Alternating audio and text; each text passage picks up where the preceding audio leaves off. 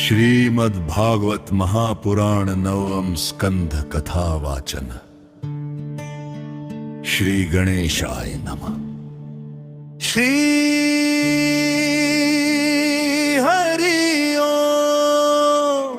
सभी भक्तों को प्रणाम। आज हम सुनेंगे श्रीमद्भागवत महापुराण के नवम स्कंध की पावन कथा। इस स्कंध में सूर्यवंश और चंद्रवंश के महान राजाओं की कथा का वर्णन मिलता है। राजा अम्बरीश की कथा।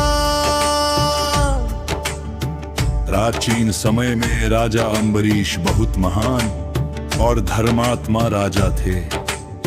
वे भगवान विष्णु के परम भक्त थे। राजा अम्बरीश एकादशी व्रत बड़े नियम से रखते थे और भगवान की भक्ति में लीन रहते थे।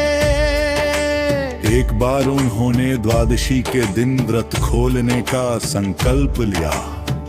उसी समय ऋषि दुर्वासा वहां आए। राजा ने उनका स्वागत किया और भोजन के लिए निवेदन किया। दुर्वासा ऋषि स्नान करने चले गए, लेकिन द्वादशी का समय समाप्त होने वाला था। धर्म संकट होने पर राजा अम्बरीश ने केवल एक घूंट जल पीकर व्रत पूरा किया। जब दुर्वासा लौटे तो उन्हें क्रोध आ गया। उन्होंने क्रोध में एक भयंकर राक्षस उत्पन्न किया, लेकिन तुरंत ही भगवान का सुदर्शन चक्र प्रकट हुआ और उस राक्षस को नष्ट कर दिया। सुदर्शन चक्र दुर्वासा ऋषि के पीछे दौड़ पड़ा। दुर्वासा ऋषि भयभीत होकर ब्रह्मा, शिव और विष्णु के पास गए। भगवान विष्णु ने कहा, मैं अपने भक्तों के वश में हूं। आपको राजा अम्बरीश से क्षमा मांगनी होगी। अंत में दुर्वासा ऋषि राजा अम्बरीश के पास आए और उनसे क्षमा मांगी। राजा ने विनम्रता से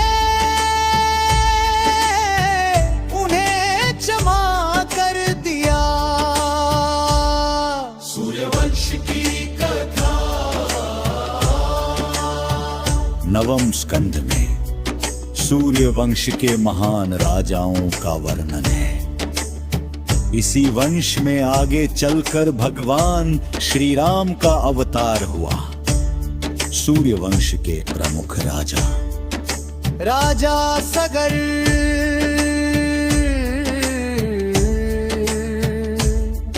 राजा भगीरथ,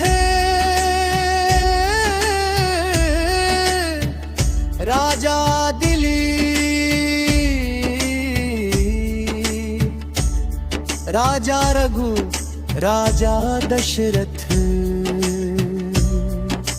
गंगावतरण की कथा। राजा सगर के 60,000 पुत्र थे। एक बार उनके पुत्रों ने कपिल मुनि का अपमान कर दिया। क्रोधित होकर कपिल मुनि के तेज से वे सभी भस्म हो गए। उनकी मुक्ति के लिए कई पीढ़ियों बाद राजा भगीरथ ने कठोर तप किया। भगवान की कृपा से माता गंगा स्वर्ग से पृथ्वी पर उतरी। भगवान शिव ने गंगा को अपनी जटाओं में धारण किया और फिर पृथ्वी पर छोड़ा। गंगा के जल से सगर पुत्रों की मुक्ति हुई। भगवान श्री राम की कथा।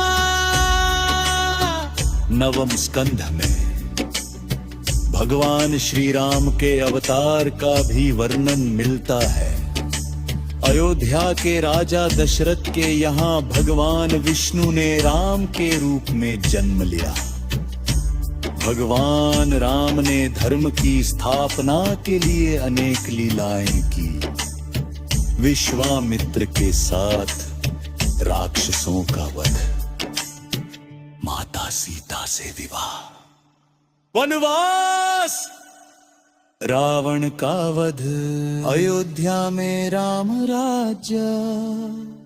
भगवान राम ने सत्य,